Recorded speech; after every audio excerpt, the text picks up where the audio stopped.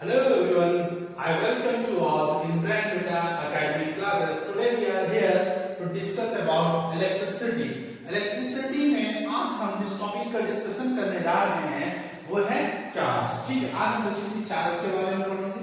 इसके बारे में पढ़ेंगे चार्ज या आवेश के बारे में पढ़ेंगे कि आवेश क्या होता है। ठीक है, इस टॉपिक के अंतर्गत यानी चार्ज के अंतर्गत जिन बिंदुओं के तहत आज हम चर्चा करने वाले हैं वो बिंदु किस प्रकार होंगे। पहले इसकी परिभाषा या फिर डेफिनेशन क्या होती है वो हम जानेंगे। क्या जानेंगे? डेफिनेशन। ठीक है, डेफिनेशन के बारे में जानेंगे।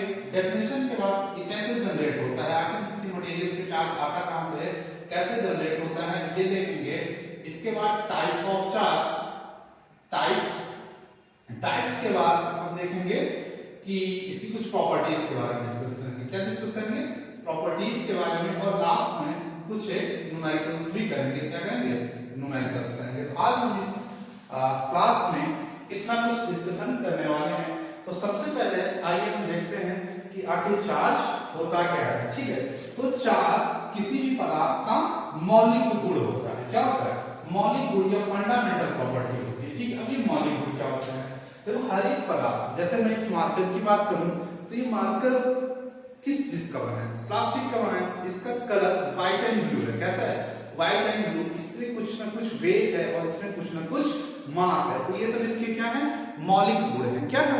मौलिक गुण। ठीक है, ठीक इसी प्रकार चार्ज भी जो मैटर होते हैं, जो पदार्थ होते हैं, उनका क्या है? मौलिक गुण है। जैसे कुछ पदार्थ जो होंगे वो न्यूट्रल होंगे, उन पे कोई चार्ज नहीं होगा। कुछ पे पॉजिटिव चार्ज होता है, कुछ पे नेगेटिव चार्ज होता है, लेकिन हर एक पदार्थ पे कुछ ना कुछ चार्ज हम देखने को पाते हैं। हाँ, हालांकि कुछ पे नहीं होता है, वो अलग बात है। अभी हम इसमें यही सब देखने वाले हैं, क्यों नहीं होता है और क्यों पॉजिटिव या नेगेटिव चार्ज आता कहां से। ठीक है, तो अगर इसकी हम रिटन डेफिनेशन की बात करें तो चार्ज क्या होता है? A charge is the fundamental property of a matter like mass in matter. Without mass, a matter cannot exist. Similarly, without charge, matter cannot exist. ठीक है, चार्ज यानी आवेश पदार्थ का मौलिक गुण है।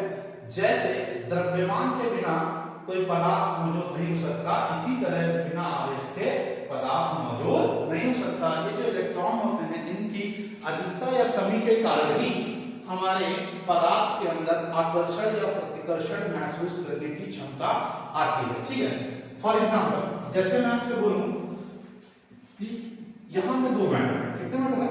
दो। ठीक है, दो मैटर। ठीक है, अब ये दोनों किससे मिलकर बने होंगे?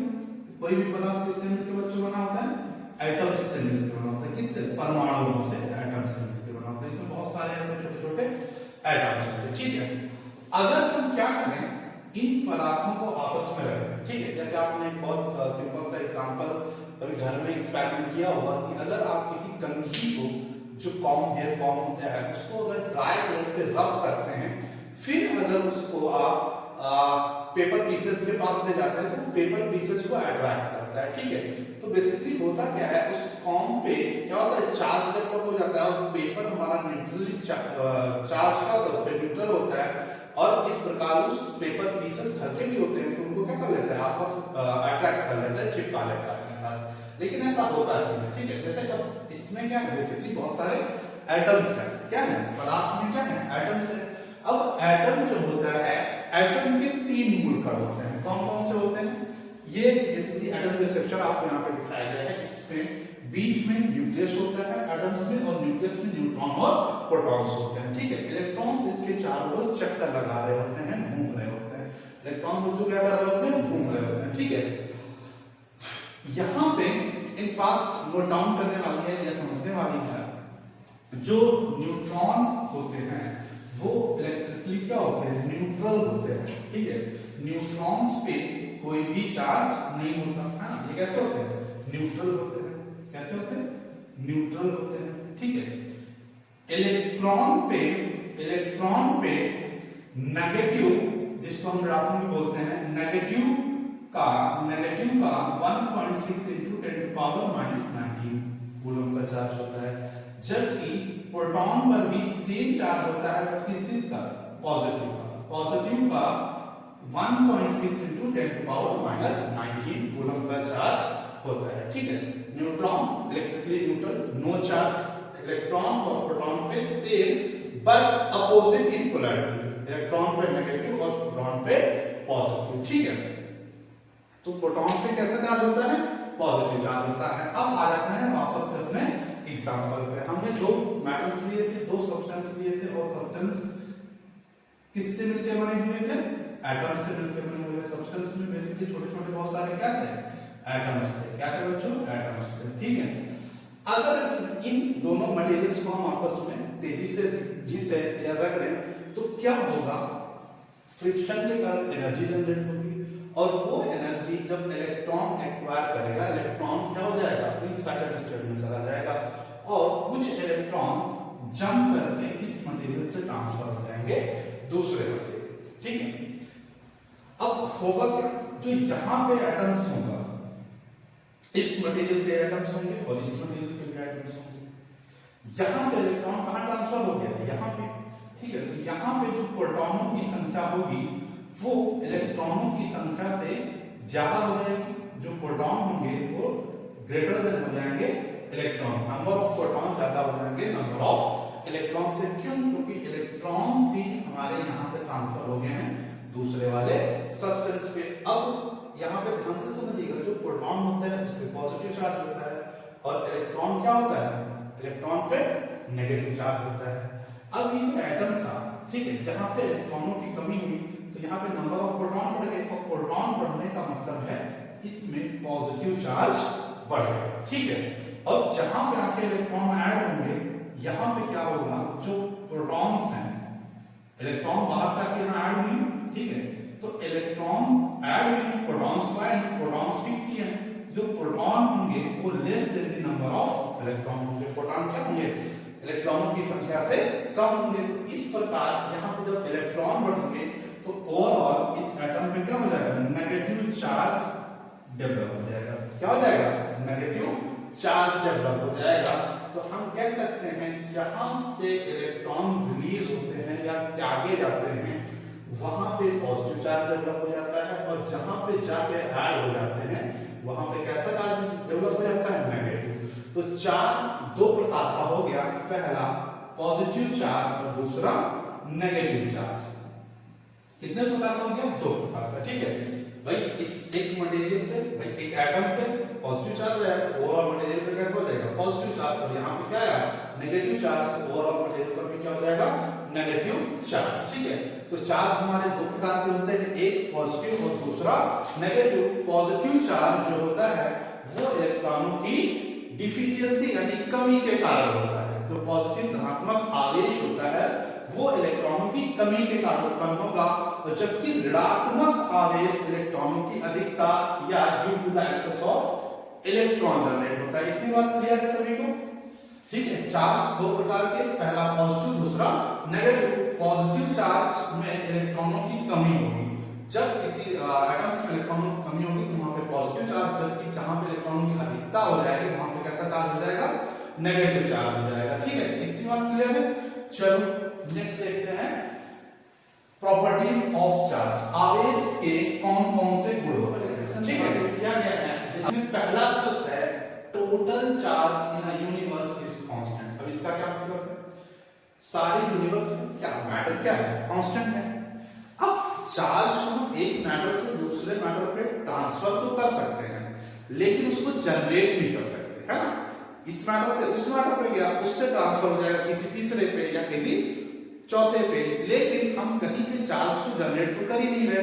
तो इसीलिए पूरे यूनिवर्स में जितने भी मैटर्स है, जितना भी पदार्थ है, उन सबका टोटल चार्ज क्या है, कांस्टेंट है। ठीक है, like charges attract each other and unlike charges repel each other। Important property, like charges अगर दो पदार्थों पे दोनों पे समान आवेश है, मतलब इस पे भी पॉजिटिव है, इस पे भी पॉजिटिव, इनको अगर आप पास करने की कोशिश करोगे तो ये एक रिपल्सिव फोर्स का एक्सपीरियंस करेंगे। मतलब जब भी पॉजिटिव पॉजिटिव या नेगेटिव नेगेटिव ये भी समान है। ठीक है, इन पे आप इनको पास लाने की कोशिश करोगे या जब ये एक दूसरे के फील्ड में आएंगे तो ये फोर्स ऑफ रिपल्सन यानी प्रतिकर्षण बल अपोजिट साइड में एक बल लगाएंगे, ठीक है। ठीक इसके अपोजिट जब हम दो अपोजिट चार्ज आपस में लेते हैं, एक पॉजिटिव दूसरा नेगेटिव, पहला नेगेटिव और दूसरा पॉजिटिव, अब इन पे क्या होगा, जब ये एक दूसरे के फील्ड के पास आ जाएंगे तो इन पे क्या लगेगा, फोर्स ऑफ अट्रैक्शन यानी आकर्षण का बल। कैसा बल लगेगा, आकर्षण का, ठीक है। तो आइडेंटिकल चार्जेस एक दूसरे को रिपल करते हैं, रिपल करने का मतलब प्रतिकर्षण करते हैं, जबकि अपोजिट चार्जेस एक दूसरे को अट्रैक्ट करते हैं, ठीक है। Charge are additive in nature, मतलब चार्ज को हम बीजगणितीय रूप से एक दूसरे से जोड़ सकते हैं। अगर चार्ज आपके ऐड हो रहा है तो आपस में क्या हो जाएंगे, ऐड हो जाएंगे, ठीक है। जो चार्ज होता है उसको मेजर करने के लिए जो यूनिट दी गई है, जो इकाई दी गई है, वो इनके नाम पे दी गई है और उनका नाम क्या है, कूलम्स। सर जॉर्ज कूलम्स, इनका नाम है कूलम्स, ठीक है। यानी यूनिट ऑफ चार्ज क्या हो जाएगी, कूलम, क्या हो जाएगी, कूलम्स, ठीक है, coulombs. Now moving to a further topic, यहां पे हम क्या पढ़ेंगे, quantisation of charge. Quantisation of charge क्या होता है, देखो अभी हमने सीखा है कि जो चार्ज होता है वो एक मटेरियल से दूसरे मटेरियल को क्या कर देता है, ट्रांसफर होता है, ठीक है। लेकिन ये ट्रांसफर होता कैसे है, ये देखिए, मान लो इस एक सब्सटेंस से और यहां से है, ठीक है। तो यहां से इलेक्ट्रॉन ट्रांसफर हो रहा है, ठीक है, क्या ट्रांसफर हो रहा है, इलेक्ट्रॉन। अब इलेक्ट्रॉन एक छोटा सा कण है, मूल कण है, इससे छोटा तो कुछ है नहीं। तो जब भी ट्रांसफर ऑफ इलेक्ट्रॉन होगा तो या तो एक इलेक्ट्रॉन ट्रांसफर होगा या दो इलेक्ट्रॉन ट्रांसफर होंगे, मतलब इलेक्ट्रॉन सिंगल इलेक्ट्रॉन ट्रांसफर हो सकता है, दो इलेक्ट्रॉन ट्रांसफर हो सकते हैं, तीन इलेक्ट्रॉन ट्रांसफर हो सकते हैं। लेकिन कभी भी ऐसा नहीं होगा कि एक इलेक्ट्रॉन ट्रांसफर हुआ प्लस हाफ इलेक्ट्रॉन और ट्रांसफर हो रहा है, ये कभी नहीं होगा। क्लियर है बात, क्यों, जब भी होगा एक ही इलेक्ट्रॉन ट्रांसफर होगा या एक से ज्यादा होगा, लेकिन वो नंबर कैसा होगा, कंप्लीट होगा। तो जो ट्रांसफर ऑफ इलेक्ट्रॉन होता है वो हमेशा पॉजिटिव इंटीजर के नंबर्स में होता है, 10 हो सकता है, 20, 50, 100, कुछ भी हो सकता है, मिलियंस ऑफ इलेक्ट्रॉन्स भी ट्रांसफर हो सकते हैं, बट कभी भी ये कोई फ्रैक्शनल या पॉइंट की वैल्यू नहीं आएगी। फॉर एग्जांपल अब इस बात को ऐसे भी समझ सकते हैं कि मान लो हमारे पास दो बकेट्स हैं, क्या दो बकेट्स हैं, ठीक है, एक बकेट ये हो गया और दूसरा ये हो गया। इसमें कुछ टेनिस बॉल्स रखी हुई हैं, क्या रखी हुई है, बॉल्स रखी हुई हैं। अब इन बॉल्स को हमको इसमें ट्रांसफर करना है तो क्या करेंगे, बाल्टी उठाएंगे और इसमें रख देंगे, सिंपल है। लेकिन यहाँ पे एक बात ध्यान दीजिए, जब आप इस बाल्टी से इस बाल्टी में बॉल को उल्टोगे तो क्या होगा, या तो एक बॉल आएगी या हो सकता है एक से अधिक 3-4 बॉल एक साथ दे दें, ठीक है, ऐसा भी हो सकता है। ये हो सकता है सारी बॉल एक साथ दे दें, ये भी हो सकता है। लेकिन क्या ये हो सकता है कि एक बॉल आए और आधी बॉल ट्रांसफर हो जाए और जबकि आधी बॉल क्या रह जाए, आधी ट्रांसफर हो जाए और आधी उसी बाल्टी में जाए, ऐसा नहीं हो सकता। क्यों, क्योंकि यहाँ पे जो बॉल्स की सबसे प्राइमरी यूनिट है वो क्या है, एक है ना, एक से छोटा तो कुछ है नहीं, तो कम से कम एक तो होगी ही होगी, भले ही ना हो लेकिन अगर होगी तो कितनी होगी, एक होगी, ठीक है। तो हमारा ट्रांसफर ऑफ इलेक्ट्रॉन कितना होगा, कम से कम एक या एक से ज्यादा, लेकिन जब भी होगा 1 2 3 4 5 ऐसे होगा, ठीक है।